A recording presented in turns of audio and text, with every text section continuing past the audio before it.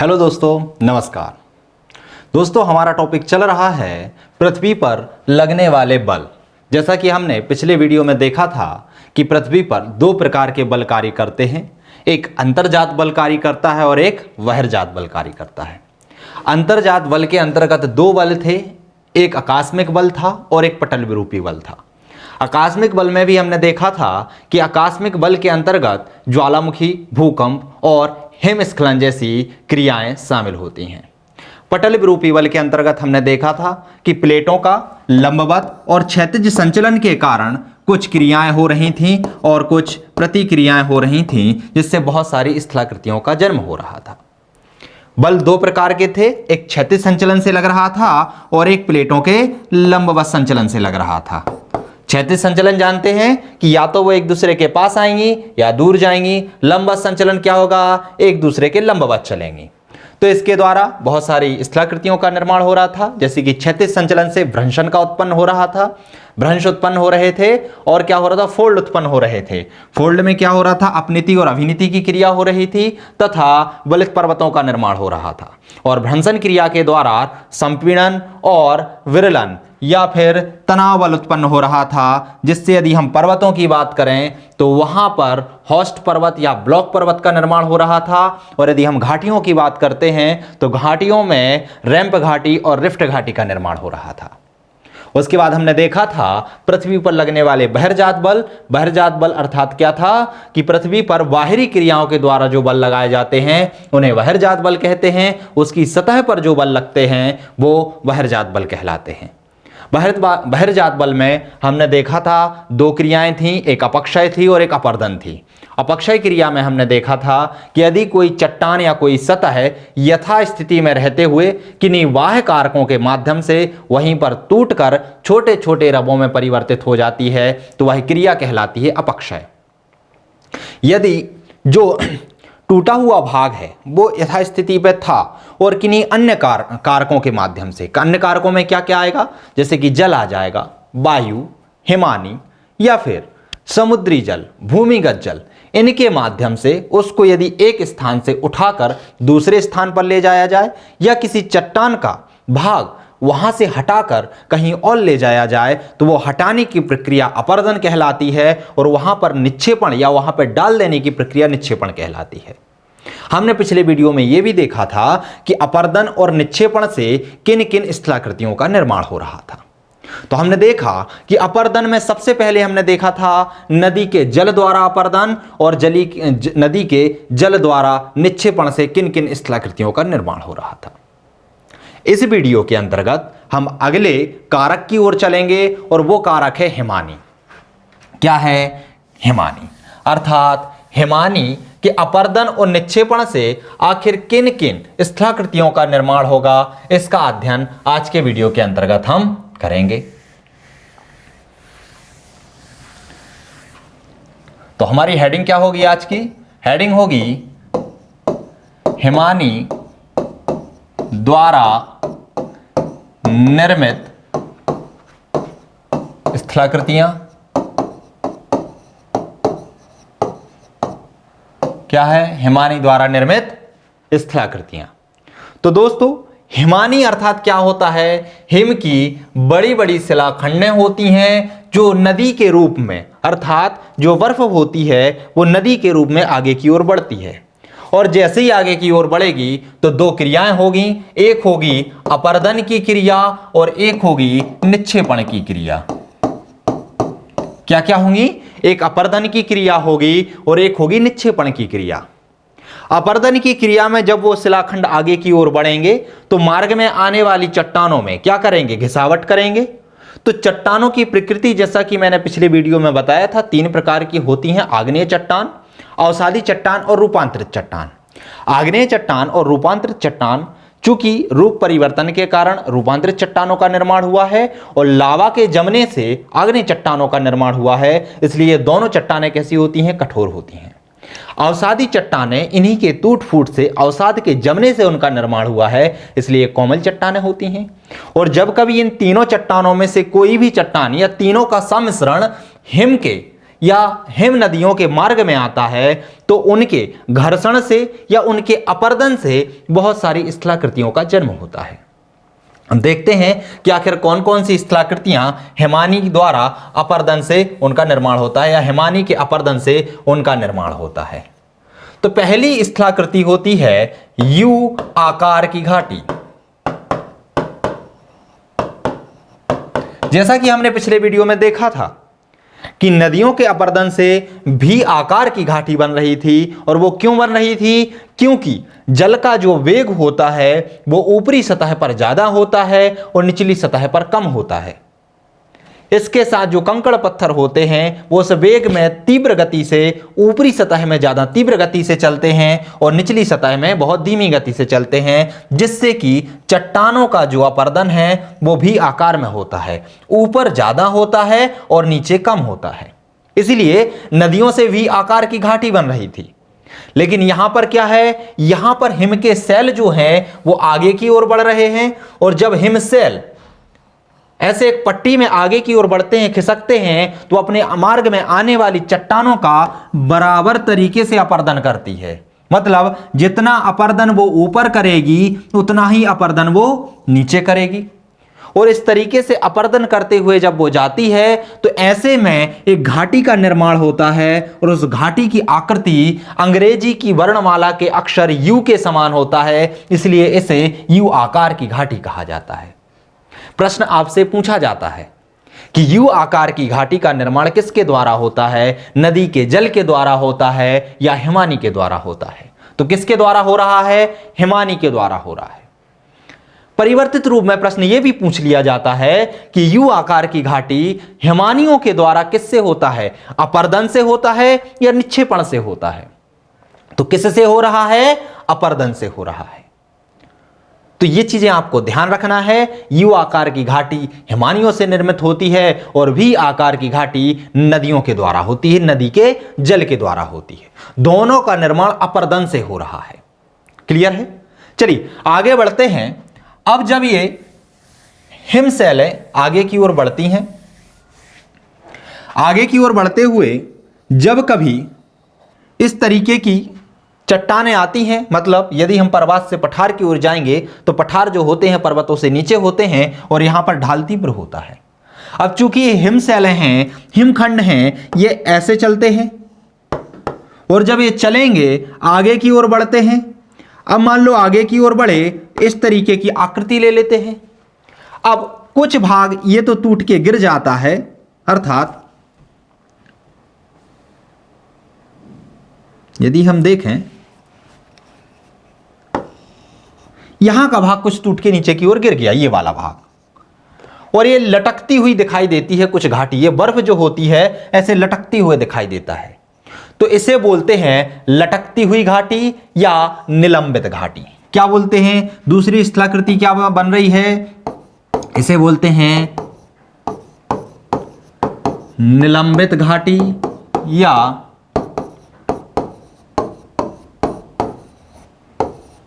लटकती हुई घाटी। जब ये आकृति इस तरीके से दिखाई दे कि ये लटक रही है तो इस घाटी को बोलते हैं हम लटकती हुई घाटी। अगली स्थलाकृति बनती है कि जब यहीं पर सॉरी ये भाग पूरा का पूरा टूट के नीचे की ओर गिर जाता है। कहां पर गिर जाता है? नीचे की ओर गिर जाता है, और नीचे की ओर गिरने से इसकी जो आकृति बनती है, मान लो ये टूटकर नीचे की ओर गिर गया और यहां पर उसका जमाव हो गया। आपने देखा होगा एक आरामदायक कुर्सी होती है जिस पर हम आराम करते हैं बैठ के, उसकी आकृति लगभग ऐसी ही होती है ना। यहां पे थोड़ी कम घुसाव होता है और इस तरीके से होती है, और यहां पे थोड़ा सा उठा हुआ भाग होता है। तो ये जो स्थलाकृति बनती है इसे बोलते हैं सार्क। क्या बोलते हैं? सार्क या हिमवर्ग बोलते हैं। तो तीसरी जो स्थलाकृति बनती है वो बनती है सार्क या हिमवर्ग। क्या बोलते हैं? हिमवर्ग। इसे आरामदायक कुर्सी के नाम से भी जाना जाता है। क्या जाना जाता है? आरामदायक कृषि। समझ रहे हैं आप कि जब ये हिम शैलखंड आगे की ओर बढ़ रहे हैं, स्थलाकृतियों में अलग अलग रूप धारण करने के कारण या मार्ग में आने वाली चट्टानों में अपरदन के कारण ये क्या कर रहे हैं, नई नई आकृतियां ग्रहण कर रहे हैं। ये चट्टानों में नई नई आकृतियों का निर्माण कर रहे हैं और उन आकृतियों को अलग अलग नामों से जाना जाता है। मान लो यदि पर्वतों में उन्होंने अपरदन किया और यू आकार का शेप दे दिया उस चट्टान को, तो वो जो घाटी बनेगी वो यू आकार की घाटी बनेगी। आगे की ओर बढ़ते हैं, आगे की ओर बढ़ते हुए और यदि वो इस तरीके से लटक जाती है तो उसको लटकती हुई घाटी कहते हैं या निलंबित घाटी कहते हैं। जब ये भाग टूटकर इस तरीके से निर्मित हो जाता है तो इसे क्या बोला जाता है, इसे बोला जाता है सार्क या हिम वर्ग। क्लियर है। आगे की ओर बढ़ते हैं और जब कभी इसके मार्ग में कुछ कठोर चट्टानें आ जाती हैं और उन कठोर चट्टानों में इस तरीके से अपरदन हो कि ये तीक्ष्ण कटक के रूप में दिखाई दे, अर्थात कहीं पर अपरदन ज्यादा हो, कहीं पर कम हो, कहीं पर ज्यादा हो, फिर कहीं पर कम हो, और ये नुकीले तरीके से इस तरीके से ऊपर उठे हुए भाग दिखाई देने लगते हैं। तो इस स्थलाकृति को बोलते हैं एरेट। क्या बोलते हैं, एरेट। तो ये ध्यान रखना है, इसे एरेट या तीक्ष्ण कटक बोला जाता है। और इस स्थलाकृति का निर्माण होता है हिमानी के अपरदन के द्वारा। ध्यान रखना किसके द्वारा हो रहा है, एक तो हिमानी के द्वारा और हिमानी में भी अपरदन के द्वारा। और इस आकृति को क्या बोलते हैं, इसे बोलते हैं एरेट या तीक्ष्ण कटक। तो ये हमारी कौन सी स्थलाकृति थी, चौथी स्थलाकृति थी। आगे की ओर बढ़ते हैं। अब जब ये हिमवर्ग आगे की ओर बढ़ते हैं और आगे की ओर बढ़ने पर बीच में कठोर चट्टान आ जाती है। कठोर चट्टान आ गई, लेकिन इस चट्टान के चारों ओर ये बर्फ जमी हुई रहती है और इसके ऊपर भी बर्फ जम जाए और एक ऐसा उठा हुआ टीला दिखाई दे। क्या दिखाई दे, टीला दिखाई दे। तो इस टीले को बोला जाता है नुनाटक। क्या कहा जाता है, नुनाटक। ये आकृति होती है नुनाटक की, जिसमें एक हिम शैलखंड जो होता है ऊपर की ओर उठा हुआ दिखाई देता है। इसके चारों ओर भी बर्फ जमी होती है और इस चट्टान के ऊपर भी क्या है, बर्फ जमी होती है। और जो ऊपर उठा हुआ भाग है इसे नुनाटक कहा जाता है। तो ये चौथी स्थलाकृति थी जिसे क्या कहा गया था, नुनाटक। इसका निर्माण कैसे हो रहा है, तो इसका निर्माण हो रहा है हिमानी द्वारा अपरदन की क्रिया से। क्लियर है। आगे बढ़ते हैं और जब ये हिम शैलखंड आगे की ओर बढ़ते ही जाते हैं और बढ़ते बढ़ते इसके मार्ग में यदि कोई चट्टान, ये क्या थी, ये लंबवत थी, यदि कोई दो चट्टानों का मिश्रण आ जाता है, दो चट्टानों का मिश्रण से मतलब होता है यहां पर जो आगे वाला भाग होता है ये अवसादी चट्टानों का होता है और ये जो होता है वो आग्नेय या रूपांतरित चट्टानों का हो। और आग्नेय और रूपांतरित चट्टानें कैसी होती हैं, कठोर चट्टानें होती हैं। अब चूंकि हिमवर्ग आगे की ओर बढ़ रहा है, ऐसे जाएगा, है ना, और ऐसे चलने के कारण यहां से इसका क्या करेगा, अपरदन करना चालू करेगा। अपरदन करते करते आगे की ओर बढ़ता है तो जहां जहां अवसादी चट्टानें होती हैं वहां पर अपरदन ज्यादा हो जाता है और जैसी आग्नेय या रूपांतरित चट्टानों का भाग आता है तो उसका अपरदन कम होने लगता है और ये स्थलाकृति बनती है जैसे भेड़ की पीठ हो। कैसी स्थलाकृति बनती है, भेड़ की पीठ के तरीके से बनती है और इसे कहा जाता है रास मोटाने। रास मुटोने, इसे क्या कहा जाता है, रास मुटोने या भेड़ की पीठ।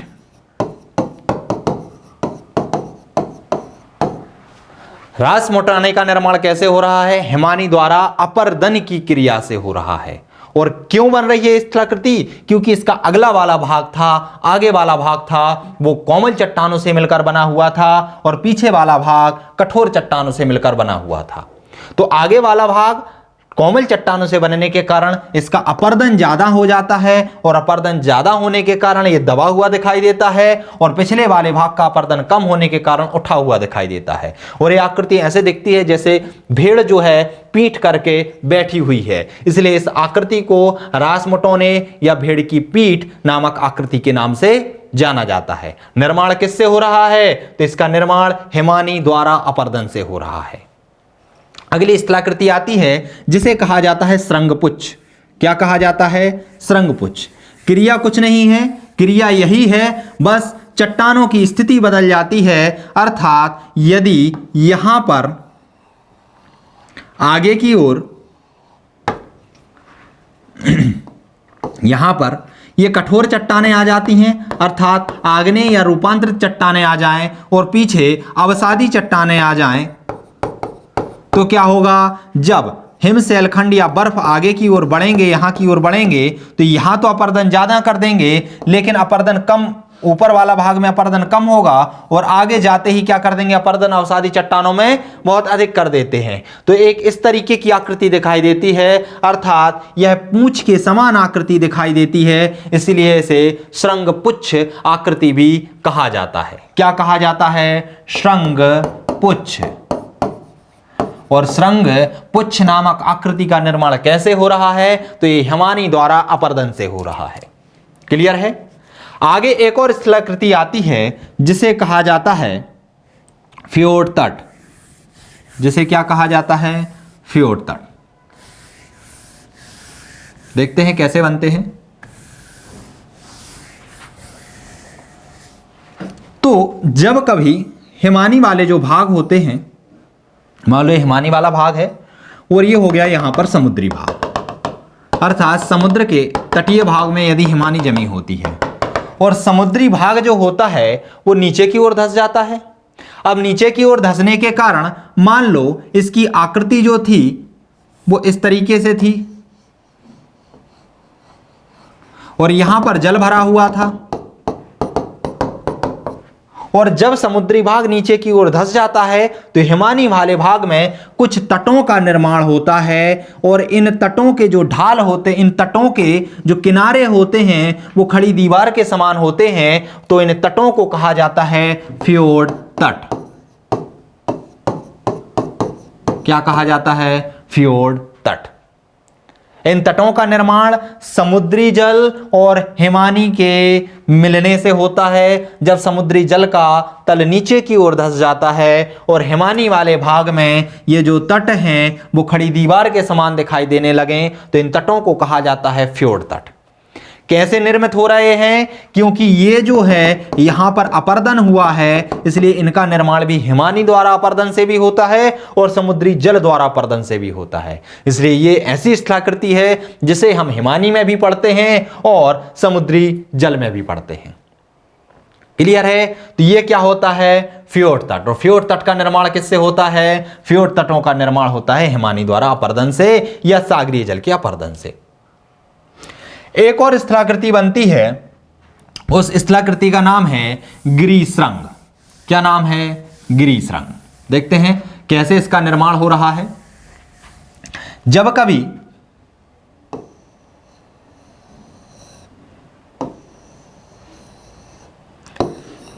चट्टानों का क्षैतिज क्रम में, मतलब अभी हमने जो चट्टानें पड़ी थी वो लंबवत क्रम में थी, लगभग इस तरीके से थी कि पहले आग्नेय फिर अवसादी फिर जो भी आ रहा था।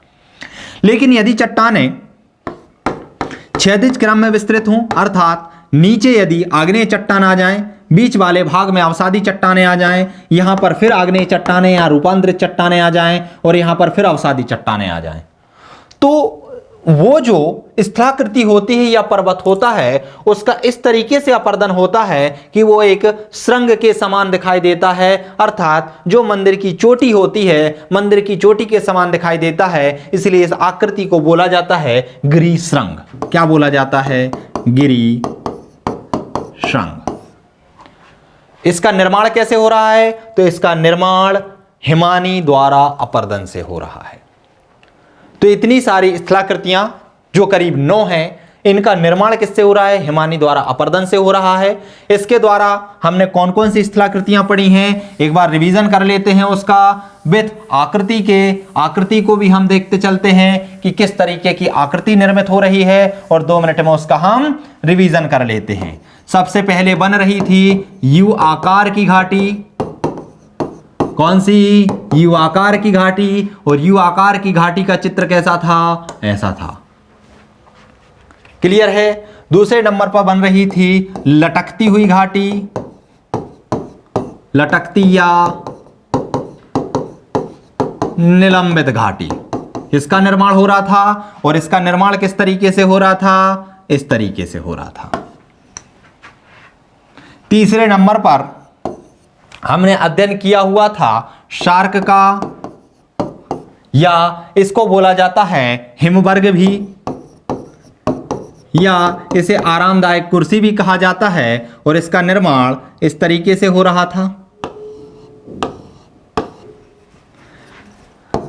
चौथे नंबर पर जिस स्थलाकृति का हमने अध्ययन किया वो थी एरेट, या इसे तीक्ष्ण कटक भी कहा जाता है।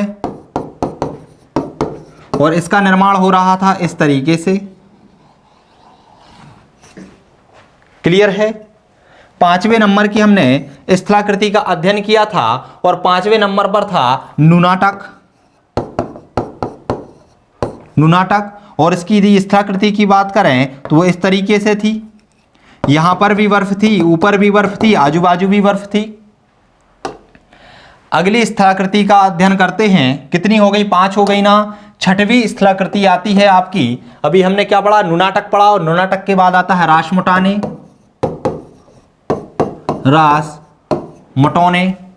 रासमटोने, या इसे कहा जाता है भेड़ की पीठ। और इसकी स्थलाकृति जो बन रही थी वो ऐसे बन रही थी, ये भेड़ के पीठ के समान थी। 7वें नंबर पर जो स्थलाकृति हमने पढ़ी थी उसे बोलते हैं श्रृंगपुच्छ। और श्रृंगपुच्छ की स्थलाकृति जो बन रही थी वो इस तरीके से थी। 8वें नंबर पे हमने पढ़ा था फ्योर्ड तट। और फ्योर्ड तट का निर्माण इस तरीके से हो रहा था। यहां पर सागरीय जल भरा हुआ था। अगली स्थलाकृति की बात करते हैं, और आखिरी जिसे बोलते हैं ग्रीसरंग।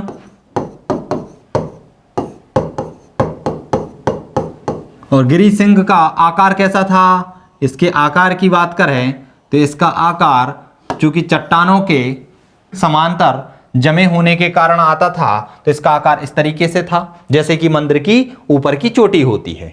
तो ये इतनी सारी स्थलाकृतियां हैं, 9 स्थलाकृतियां हैं जिनका अध्ययन किया है हमने, और इन सब का निर्माण हिमानी द्वारा अपर्दन से हो रहा है।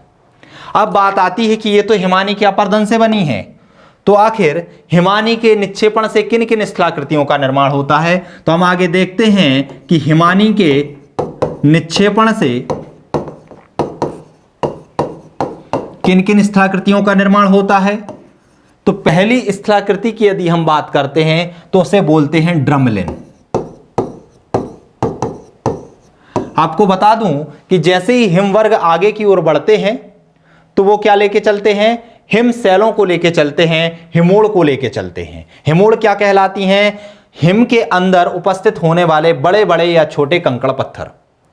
जब ये आगे की ओर बढ़ते हैं और इनका जो निक्षेपण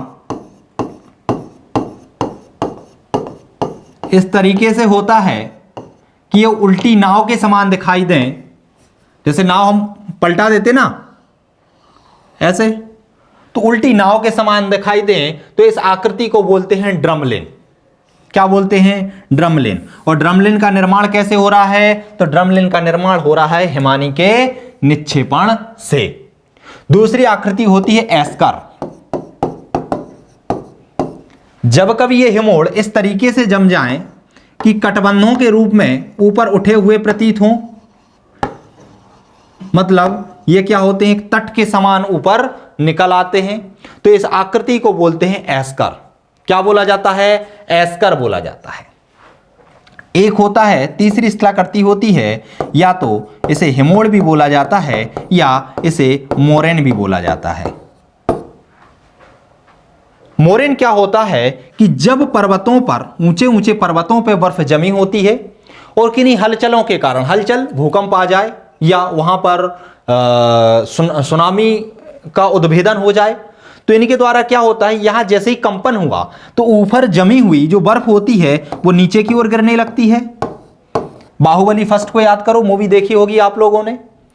तो उसमें जब प्रभास यहां पर होता है और आपने देखा था कि वहां पर क्या एकदम बड़ा पत्थर नीचे की ओर गिरता है, तो ऊपर से बर्फ क्या होती हैं, नीचे की ओर खिसकने लगती हैं। और ये जब नीचे की ओर खिसकने लगती हैं तो वहां पर एक घाटियां बन जाती हैं। ये यहां का बर्फ नीचे की ओर निकल जाता है, तो इन घाटियों को क्या कहा जाता है? इन घाटियों को हिमोड़ या मोरेन कहा जाता है। और जब ये बर्फ नीचे जाकर मैदान के रूप में निक्षेपित हो जाती है, ध्यान रखना ये भी क्या हो रहा है, निक्षेपण हो रहा है इसका, यहां से हट के कहीं और जा रही है, तो निक्षेपण से ही इनका बना है, अपरदन नहीं हुआ है। और जब ये आगे जाकर नीचे जाके फैल जाती हैं तो इसे आउट वाश प्लेन कहा जाता है। तो चौथी स्थलाकृति होती है आउट वाश प्लेन। समझ में आए?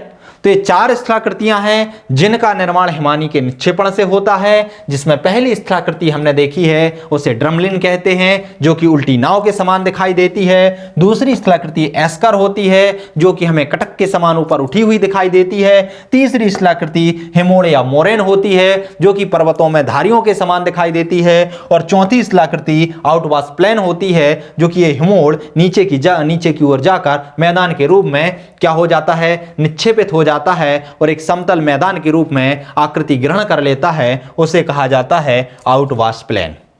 तो इतनी स्थलाकृतियां हैं। 9 स्थलाकृतियों का निर्माण अपरदन से हो रहा था और 4 स्थलाकृतियों का निर्माण निक्षेपण से हो रहा था। तो ये कौन सी स्थलाकृतियां थी आपकी? हिमानी द्वारा निर्मित स्थलाकृतियां। इसके बाद हम देखते हैं आगे बढ़कर कि पवन द्वारा निर्मित स्थलाकृतियां कौन कौन सी हैं। अगला हम पढ़ने वाले हैं पवन द्वारा निर्मित स्थलाकृतियां। पहले नदी द्वारा, फिर हिमानी द्वारा, और अब हमारा क्या रहेगा, पवन द्वारा निर्मित स्थलाकृतियां। चूंकि पवन द्वारा भी 2 ही क्रियाएं होंगी, या तो अपरदन के द्वारा बनेगा या निक्षेपण के द्वारा बनेगा। किसके द्वारा? या तो अपरदन के द्वारा बहुत सारी स्थलाकृतियों का निर्माण होगा या फिर निक्षेपण के द्वारा। अब आप लोग सोच रहे होंगे कि आखिर पवन किस तरीके से अपरदन करेगी या किस तरीके से निक्षेपण करेगी। तो दोस्तों, पवन हर जगह अपरदन नहीं करती, हर जगह निक्षेपण नहीं करती। अधिकतर स्थलाकृतियां आपको रेगिस्तान वाले स्थानों में देखने को मिलेगी। कहां पर? रेगिस्तान। और रेगिस्तान का निर्माण कहां पर होता है? जहां पर उष्णकटिबंधीय मरुस्थल पाए जाते हैं। और उष्णकटिबंधीय मरुस्थल कहां पर पाए जाएंगे? जहां पर गर्मी बहुत अधिक होती है और वहां पर वर्षा 25 सेंटीमीटर या उससे कम होती है। तो यहां पर क्या होता है, जब पवनें चलती हैं तो वो अपने साथ रेत के कणों को भी लेकर चलती हैं। और जब पवनों के पास रेत के कण होंगे और वो किसी भी सामने आने वाली चट्टान का घर्षण करेगी, तो उस घर्षण से विभिन्न विभिन्न स्थलाकृतियों का निर्माण होगा। तो जब घर्षण से विभिन्न स्थलाकृतियों का निर्माण होगा तो उसे बोलेंगे अपरदन द्वारा निर्मित स्थलाकृतियां।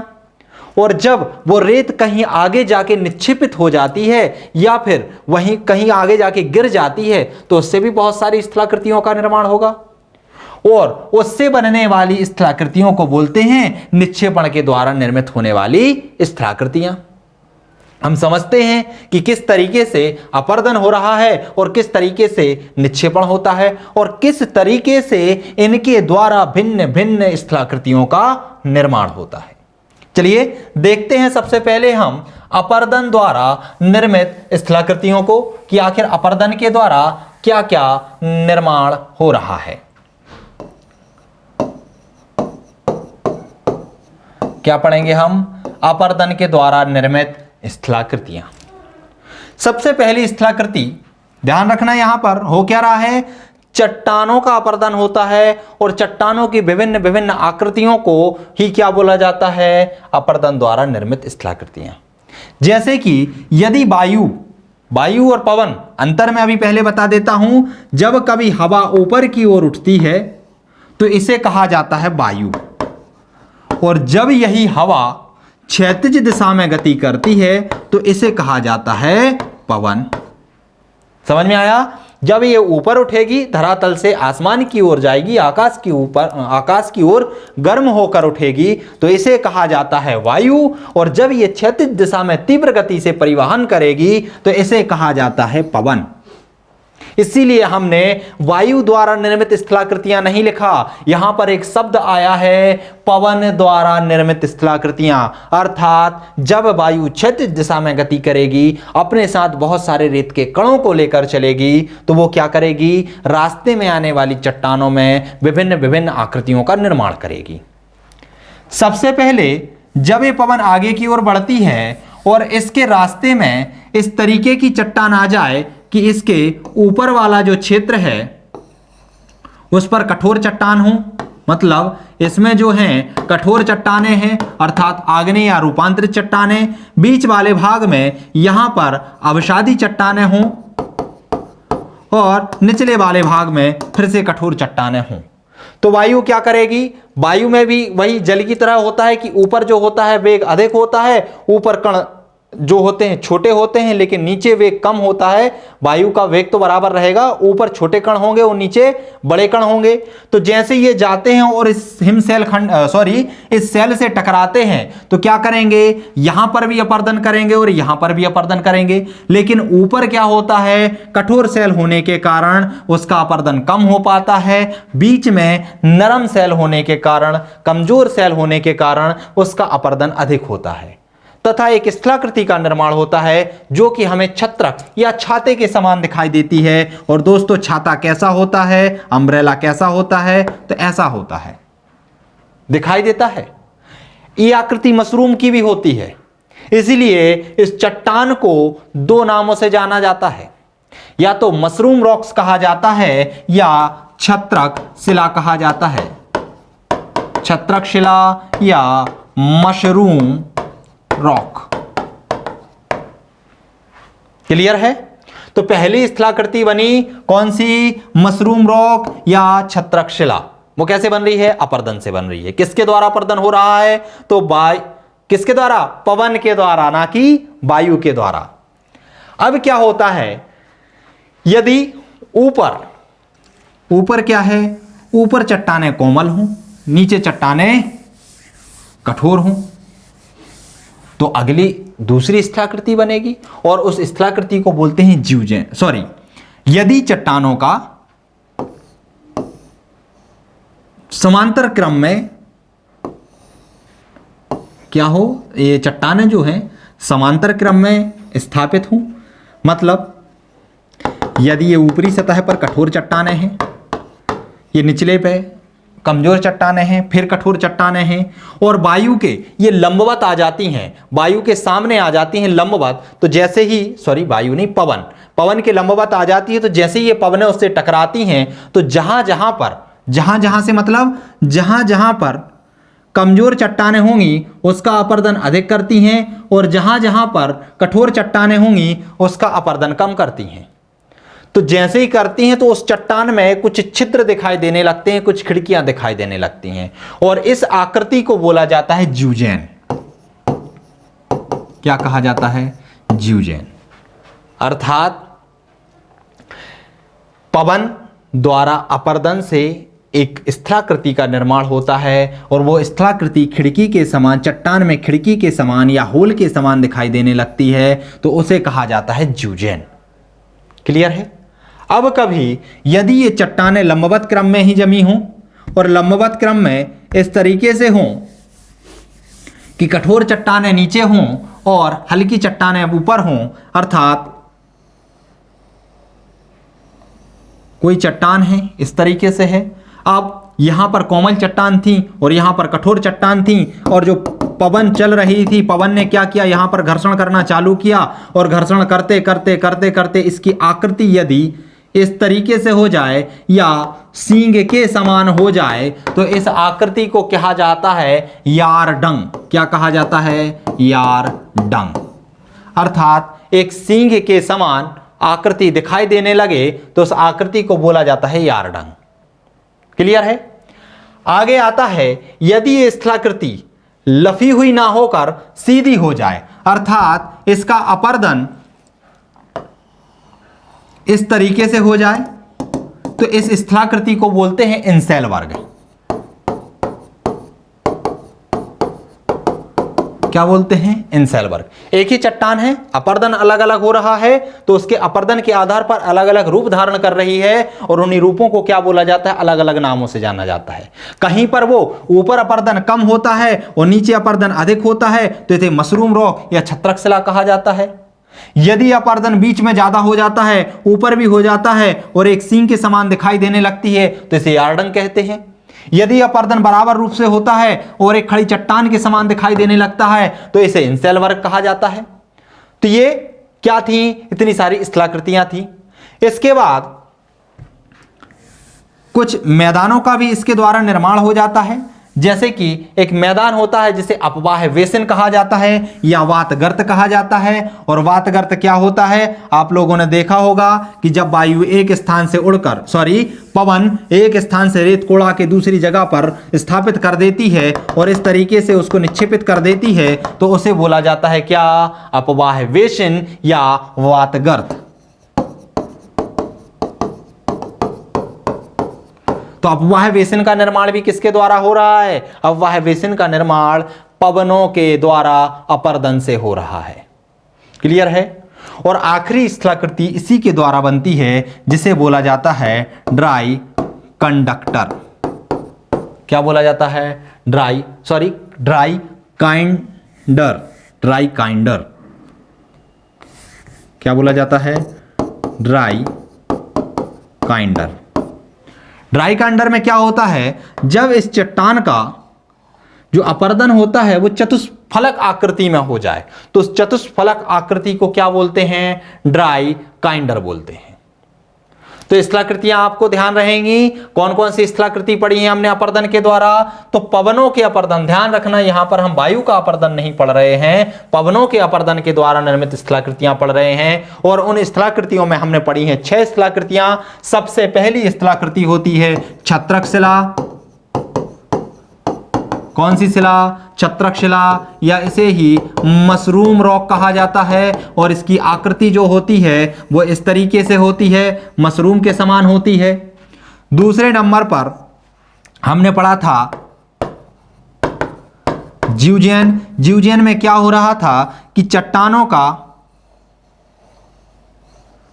क्षैतिज जमाव होने के कारण कहीं पर अपर्दन ज्यादा हो रहा था, कहीं पर अपर्दन कम हो रहा था, तो इस तरीके की खिड़कियां दिखाई दे रही थीं जिसे ज्यूजेन कहा गया था। दूसरी स्थलाकृति का हमने अध्ययन किया था और दूसरी में क्या था आपका? ज्यूजेन के बाद हमने दूसरा पढ़ा था यारडंग। तीसरे नंबर पे क्या देखा था? यारडंग। और यारडंग में निर्माण किसका हो रहा था? यारडंग में इस तरीके की सींग जैसी आकृति का निर्माण हो रहा था। चौथे नंबर पर पढ़ा था हमने इंसेल वर्ग। और इंसेल वर्ग में क्या हो रहा था? यही आकृति ऐसे खड़े शैल की तरह थी जिसे इंसेल वर्ग कहा गया था। इसके बाद हमने पढ़ा था अपवाह बेसिन। और अपवाह बेसिन में क्या है? एक मैदान का निर्माण हो रहा था। और एक लास्ट में हमने पढ़ा है 6वें नंबर पर ड्राई काइंडर। और ड्राई काइंडर में उस चट्टान का चतुष्फलक अपर्दन हो रहा था। तो ये स्थलाकृति थी पवन के द्वारा अपर्दन से निर्मित स्थलाकृतियां। अब पवन जिस तरीके से अपर्दन से कुछ स्थलाकृतियों का निर्माण कर रही है उसी तरीके से कुछ स्थलाकृतियों का निर्माण करती है। और उनका निर्माण होता है किसके द्वारा? उसका निर्माण होता है उसके निक्षेपण के द्वारा। देखते हैं हम आखिर निक्षेपण के द्वारा पवन किन किन स्थलाकृतियों का निर्माण करती है। तो पहली स्थलाकृति होती है जिसे बोलते हैं बालू का स्तूप। बालू का स्तूप। एक मिनट। बालू का स्तूप। जब कभी पवनें रेत को उड़ा के ले जाती हैं और एक स्थान से ले जाकर दूसरी जगह पर टीले के रूप में उसका निक्षेप कर देती हैं, तो इस टीले को बोला जाता है बालू का स्तूप। रेगिस्तानों में या मूवियों में आपने जो रेगिस्तान की मूवियां देखी होंगी उसमें अक्सर करके आपको दिखता है कि आपको बड़े बड़े टीले दिखाई देते हैं रेतों के, और ये टीले क्या होते हैं, स्थायी नहीं होते, ये आज इधर हैं तो कल कहीं और होते हैं, अर्थात पवनें इनको उड़ाकर ले जाकर कहीं और भी स्थापित कर देती हैं। तो ये जो टीले होते हैं इन्हें कहा जाता है बालू का स्तूप। दूसरे नंबर पे यदि यही स्थलाकृति कुछ इस तरीके से हो जाए कि इसमें दो प्रकार के सींग दिखाई दें, अर्थात यहां से अपर्दन करके इसको पीछे की ओर डाले और यहां पर रेत को ऐसे जमाते जाए, अर्थात इसमें दो सींग दिखाई दें, तो इसे बोला जाता है बरखान। क्या बोला जाता है? बरखान। समझ रहे हो? बालू का स्तूप यदि इस तरीके से हो कि यहां पर इस तरीके से पीछे की ओर वो हो तो इसे बोला जाता है बरखान। अब आगे यदि ये रेत को उठा के ले जा रही है, अब रेगिस्तान के आगे यदि कोई उपजाऊ भूमि है और उस उपजाऊ भूमि में इस रेत का निक्षेप हो जाता है, मान लो यहां तक उपजाऊ भूमि थी, ये रेगिस्तान था और आगे जाके ये रेत का यहां पर निक्षेप हो जाता है और ये उपजाऊ भूमि भी आगे जाके अनुपजाऊ भूमि में या रेतीली भूमि में परिवर्तित हो जाए, तो ये जो मैदान होता है इसे कहा जाता है लोएस मैदान, और इसका निर्माण हो रहा है पवन द्वारा निक्षेपण से, अर्थात रेत का निक्षेपण करके किसका निर्माण कर रही है? ये लोएस मैदान का निर्माण कर रही है। अगली स्थलाकृति की बात करते हैं कि आखिर अगली कौन सी स्थलाकृति है, तो एक आती है निक्षेपण के दौरान निर्माण होता है प्लाया का। क्योंकि प्लाया रेगिस्तान में निर्मित होने वाली अस्थायी झीलों को कहते हैं, इनका निर्माण निक्षेपण से ही हुआ है। निक्षेपण में क्या होता है कि रेत तो उड़ाई जाती है लेकिन इसके आजू बाजू क्या कर दी जाती है? छोड़ दी जाती है, अर्थात दो और टीलों का निर्माण हो जाता है और बीच में एक खाई का निर्माण हो जाता है। जब कभी बरसात होती है, वर्षा का जल इन खाइयों में भर जाता है और भरने के कारण एक झील का निर्माण होता है। उस झील को बोला जाता है प्लाया। क्योंकि ये झील रेगिस्तान में निर्मित होती हैं, रेगिस्तान में रेत है और रेत में तापमान अधिक होता है। तापमान अधिक होता है तो जब तक बरसात का मौसम रहा ये झीलें अपनी यथास्थिति में बनी रहती हैं, लेकिन जैसे ही गर्मियों का मौसम आता है, तापमान बढ़ता है, तो इन झीलों का पानी वाष्पित होकर ऊपर की ओर चला जाता है। अर्थात ये कभी झील थी तो कभी यहां पर कुछ नहीं बसता, आगे चलकर यहां पर टीलों का निर्माण हो जाता है, फिर ये झील कहीं और बन जाती है, अर्थात इन्हें अस्थायी झील कहा जाता है। कभी यहां है तो कभी कहीं और होंगी। तो इनका निर्माण लोएस जो प्लाया झीलों का जो निर्माण है वो किसके द्वारा हो रहा है? पवनों के द्वारा निक्षेपण से हो रहा है। एक शब्द और आता है मरुद्यान। मरुद्यान का निर्माण भी नदियों द्वारा पवनों के निक्षेपण से ही होता है।